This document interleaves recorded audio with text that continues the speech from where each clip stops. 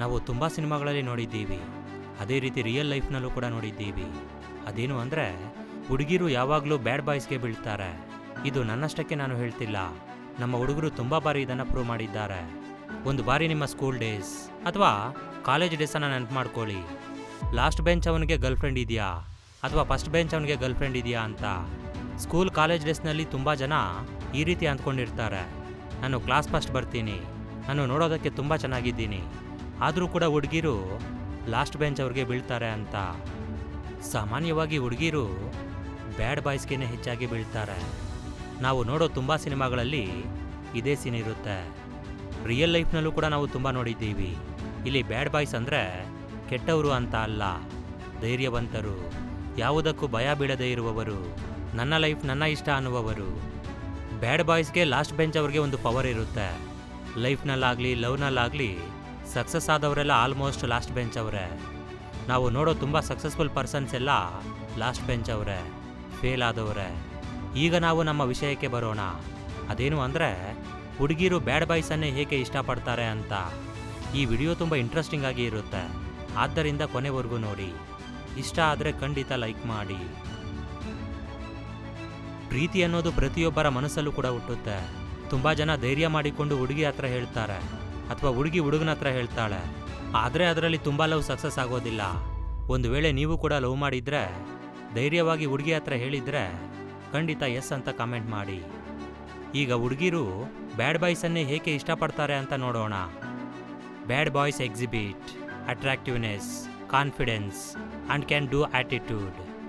ಬ್ಯಾಡ್ ಬಾಯ್ಸ್ನಲ್ಲಿರುವ mind power confidence, ನಾನು ಏನಾದರೂ ಮಾಡಬಲ್ಲೆ ಅನ್ನೋ ಆಟಿಟ್ಯೂಡ್. ಸಾಮಾನ್ಯವಾಗಿ ಹುಡುಗಿರು ಕಾನ್ಫಿಡೆನ್ಸ್ ಇರುವ ಹುಡುಗರನ್ನೇ ಇಷ್ಟಪಡ್ತಾರೆ. ಬ್ಯಾಡ್ ಬಾಯ್ಸ್ ಯಾವುದಕ್ಕೂ ಭಯ ಪಡೋದಿಲ್ಲ, ಏನು ಮಾಡಬೇಕು ಅಂದರೂ ಧೈರ್ಯದಿಂದ ಮುಂದೆ ಹೋಗ್ತಾರೆ. ಅವರು ಇಷ್ಟಪಟ್ಟವರಿಗಾಗಿ ಏನು ಬೇಕಾದರೂ ಮಾಡ್ತಾರೆ. ಅದೇ ರೀತಿ ಬೇರೆಯವರು ಏನೇ ಅಂದರೂ ಅದರ ಬಗ್ಗೆ ತಲೆ ಕೆಡಿಸ್ಕೊಳ್ಳೋದಿಲ್ಲ. ಆದರೆ ಗುಡ್ ಬಾಯ್ಸ್ ಇದಕ್ಕೆ ಆಪೋಸಿಟ್ ಆಗಿ ಇರ್ತಾರೆ. ಹಾಗಂತ ಗುಡ್ ಬಾಯ್ಸನ್ನು ಹುಡುಗಿರು ಇಷ್ಟಪಡೋದಿಲ್ಲ ಅಂತ ಅಲ್ಲ, ಬ್ಯಾಡ್ ಬಾಯ್ಸನ್ನೇ ಹೆಚ್ಚಾಗಿ ಇಷ್ಟಪಡ್ತಾರೆ ಅಂತ ಹೇಳ್ತಿದ್ದೀವಿ. Bad boys don't follow rules and regulations. Bad boys ಯಾವಾಗಲೂ ರೂಲ್ಸ್ ಫಾಲೋ ಮಾಡೋದಿಲ್ಲ. ಅವರಿಗೆ ಇಷ್ಟ ಬಂದಂತೆ ಇರ್ತಾರೆ, ಅವ್ರಿಗೆ ಇಷ್ಟ ಆಗೋದನ್ನೇ ಮಾಡ್ತಾರೆ. ಅದು ಎಷ್ಟೇ ರಿಸ್ಕ್ ಆದರೂ ಪರವಾಗಿಲ್ಲ. ಏನೇ ಆಗಲಿ ರೂಲ್ಸನ್ನು ಬ್ರೇಕ್ ಮಾಡಬೇಕು ಅಂದರೆ ತುಂಬ ಧೈರ್ಯ ಇರಬೇಕು. ಇದು ಎಲ್ಲರಲ್ಲೂ ಇರೋದಿಲ್ಲ. ಸಾಮಾನ್ಯವಾಗಿ ನಾವು ಕಾಲೇಜಿನಲ್ಲಾಗಲಿ ಅಥವಾ ನಮ್ಮ ಆಫೀಸ್ನಲ್ಲಾಗಲಿ ಬಾಸ್ಗೆ ಭಯ ಪಡ್ತೀವಿ. ಈ ರೀತಿ ಭಯ ಪಡೋ ಹುಡುಗರನ್ನು ಯಾವ ಹುಡುಗಿ ತಾನೇ ಇಷ್ಟಪಡ್ತಾಳೆ ಹೇಳಿ? ಆದ್ದರಿಂದಲೇ ಹುಡುಗಿರು ಬ್ಯಾಡ್ ಬಾಯ್ಸನ್ನು ಇಷ್ಟಪಡ್ತಾರೆ. ಅವರು ಯಾರಿಗೂ ಭಯ ಪಡದೆ ಅವ್ರಿಗೆ ಇಷ್ಟ ಬಂದಂತೆ ಇರೋದ್ರಿಂದ ಅವರನ್ನೇ ಇಷ್ಟಪಡ್ತಾರೆ. ಗರ್ಲ್ಸ್ ಫೀಲ್ ಸೆಕ್ಯೂರ್ ಅರೌಂಡ್ ಬ್ಯಾಡ್ ಬಾಯ್ಸ್. ಹುಡುಗಿರು ಬ್ಯಾಡ್ ಬಾಯ್ಸ್ ಜೊತೆ ಲವ್ನಲ್ಲಾಗಲಿ ಅಥವಾ ಡೇಟಿಂಗ್ನಲ್ಲಾಗಲಿ ಇರುವಾಗ ತುಂಬ ಸೆಕ್ಯೂರ್ ಆಗಿ ಫೀಲ್ ಆಗ್ತಾರೆ. ಏಕೆ ಅಂದರೆ ಬ್ಯಾಡ್ ಬಾಯ್ಸ್ ಎಷ್ಟೇ ಕೆಟ್ಟವರಾಗಿದ್ರೂ ಸರಿ, ಅವರು ಇಷ್ಟಪಟ್ಟವರಿಗೋಸ್ಕರ ಅಥವಾ ಅವರನ್ನು ಇಷ್ಟಪಡೋರಿಗೋಸ್ಕರ ಪ್ರಾಣ ಬೇಕಾದರೂ ಕೊಡ್ತಾರೆ. ಹುಡುಗಿರನ್ನು ಬಾಡಿಗಾರ್ಡ್ ರೀತಿ ತುಂಬ ಕೇರ್ಫುಲ್ ಆಗಿ ನೋಡ್ಕೊಳ್ತಾರೆ. ಇದನ್ನು ಕೇಳಿ ನೀವು ಜಿಮ್ಗೆ ಹೋಗಿ ಬಾಡಿ ಬಿಲ್ಡ್ ಮಾಡಿದ್ರೆ ಹುಡುಗಿರು ಇಷ್ಟಪಡ್ತಾರೆ ಅಂತ ಅಂದುಕೊಳ್ಳಬೇಡಿ. ಅವರು ಸೆಕ್ಯೂರ್ ಆಗಿ ಫೀಲ್ ಆಗೋರನ್ನು ಮಾತ್ರ ಇಷ್ಟಪಡ್ತಾರೆ. Bad boys don't care about other peoples and opinions. Bad boys ಯಾವಾಗಲೂ ಕೂಡ ಬೇರೆಯವರಿಗಾಗಿ ಅವರ ಇಷ್ಟಗಳನ್ನು ಬದಲಾಯಿಸ್ಕೊಳ್ಳೋದಿಲ್ಲ. ಯಾವಾಗಲೂ ಅವರಿಗೆ ಇಷ್ಟ ಬಂದಂತೆ ಇರ್ತಾರೆ. ಹುಡುಗಿರ ಹತ್ರ ಮಾತಾಡುವಾಗ ಕೂಡ ಧೈರ್ಯವಾಗಿ ಇರ್ತಾರೆ. ಅವರ ಮನಸ್ಸಲ್ಲಿರೋದನ್ನು ನೇರವಾಗಿ ಹೇಳ್ತಾರೆ. ಹೇರ್ ಸ್ಟೈಲಿಂದ ಹಿಡಿದು ಡ್ರೆಸ್ ಕೋಡ್ವರೆಗೂ ಅವರಿಗೆ ಇಷ್ಟ ಬಂದಂತೆಯೇ ಹಾಕೊಳ್ತಾರೆ. ನಿಜ ಹೇಳಬೇಕು ಅಂದರೆ ಅವರು ಒಂದು ಹೊಸ ಟ್ರೆಂಡನ್ನು ಕೂಡ ಕ್ರಿಯೇಟ್ ಮಾಡಬಲ್ಲರು. ಇನ್ನು ಗುಡ್ ಬಾಯ್ಸ್ 9 to 5 ಜಾಬ್ಗೆ ಹೋಗೋದು, ನಮ್ಗೆ ಯಾಕೆ ಹುಡುಗಿರ ಸವಾಸ ಅಂತ ಅಂದ್ಕೊಳ್ಳೋದು, ಬೇರೆಯವರನ್ನು ನೋಡಿ ಫೀಲ್ ಆಗೋದು, ಇನ್ನೊಬ್ಬರ ಜೊತೆ ಕಂಪೇರ್ ಮಾಡ್ಕೊಳ್ಳೋದು, ಇದೇ ನಮ್ಮ ಗುಡ್ ಬಾಯ್ಸ್ನ ಡೈಲಿ ರೊಟೀನ್. ಲೈಫ್ನಲ್ಲಿ ಲವ್ ಕೂಡ ಒಂದು ಪಾರ್ಟ್. ಆ ಫೀಲನ್ನು ಕೂಡ ನಾವು ಎಂಜಾಯ್ ಮಾಡಬೇಕು. ಲವ್ನಲ್ಲಿ ಇರುವವರು ತಮ್ಮ ಕೆಲಸದಲ್ಲಿ ಹ್ಯಾಪಿಯಾಗಿ ಸ್ಮಾರ್ಟ್ ಆಗಿ ಕೆಲಸ ಮಾಡಬಲ್ಲರು.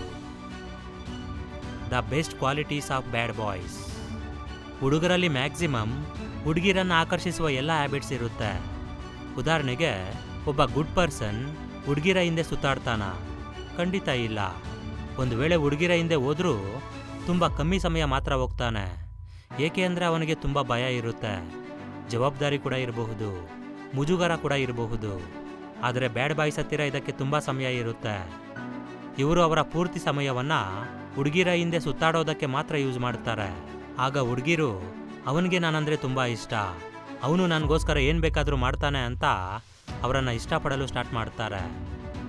ಈ ರೀತಿ ಬ್ಯಾಡ್ ಬಾಯ್ಸ್ ಅವ್ರ ಹತ್ರ ಇರೋ ಸ್ಕಿಲ್ಸ್ನಿಂದ ಯಾರನ್ನ ಬೇಕಾದರೂ ಆಕರ್ಷಣೆ ಮಾಡಬಲ್ಲರು. ಹಾಗಂತ ಎಲ್ಲ ಬ್ಯಾಡ್ ಬಾಯ್ಸ್ ಒಳ್ಳೆಯವರಲ್ಲ. ಕೆಲವರು ಕೇವಲ ಯೂಸ್ ಮಾಡ್ಕೊಳ್ಬೇಕು ಅಂತಾನೆ ಲವ್ ಮಾಡ್ತಾರೆ, ಕೇವಲ ಆ ಸ್ಟ್ರಾಟಜಿಯಿಂದನೇ ಲವ್ ಮಾಡ್ತಾರೆ. ಆದ್ದರಿಂದ ಅಂಥವರ ಹತ್ತಿರ ಹುಡುಗಿರು ತುಂಬ ಕೇರ್ಫುಲ್ ಆಗಿ ಇರಬೇಕು. ಕೊನೆಯದಾಗಿ ಒಂದು ವಿಷಯ, ಲವ್ ಮಾಡೋ ಪ್ರತಿಯೊಬ್ಬರು ಎಲ್ಲದರ ಬಗ್ಗೆ ಯೋಚನೆ ಮಾಡಿ. ಟ್ರೂ ಲವ್ ಮಾಡಿದ ನಂತರ ಫೇಲ್ ಆದರೆ ತುಂಬ ಜನ ಆತ್ಮಹತ್ಯೆ ಮಾಡಿಕೊಂಡು ಸತ್ತೋಗ್ತಿದ್ದಾರೆ. ಲೈಫ್ನಲ್ಲಿ ಲವ್ ಅನ್ನೋದು ಕೇವಲ ಒಂದು ಪಾರ್ಟ್ ಮಾತ್ರ, ಒಂದು ಆಕರ್ಷಣೆ ಮಾತ್ರ. ಆ ವಯಸ್ಸು ಮುಗಿದು ಹೋದ ಮೇಲೆ ಆ ಆಕರ್ಷಣೆ ಕೂಡ ಹೋಗುತ್ತೆ, ನಂತರ ಲೈಫ್ ಬಗ್ಗೆ ಅರ್ಥವಾಗುತ್ತೆ. ಇನ್ನು ಲವ್ ಮಾಡಿದವರೆಲ್ಲ ಮದುವೆ ಆಗ್ತಾರಾ ಅಂದರೆ ಅದಕ್ಕೂ ಕೂಡ ಗ್ಯಾರಂಟಿ ಇಲ್ಲ. ಯಾವುದೋ ಒಂದು ಸಮಸ್ಯೆ ಖಂಡಿತ ಬರುತ್ತೆ, ಬ್ರೇಕಪ್ ಕೂಡ ಆಗಬಹುದು. ಆದ್ದರಿಂದ ಎಲ್ಲದರ ಬಗ್ಗೆ ಯೋಚನೆ ಮಾಡಿ ಮದುವೆಯಾಗಿ.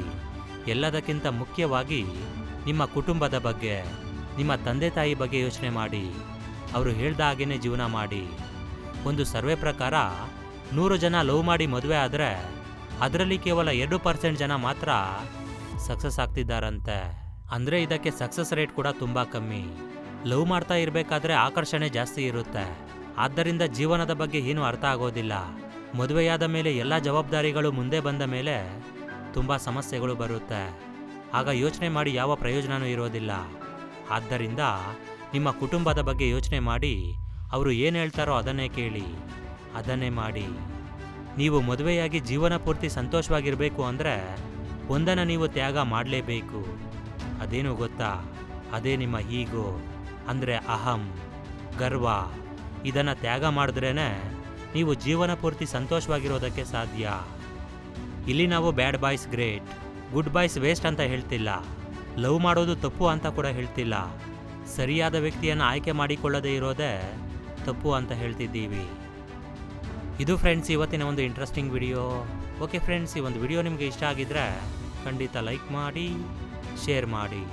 Thank you for watching friends. Have a nice day.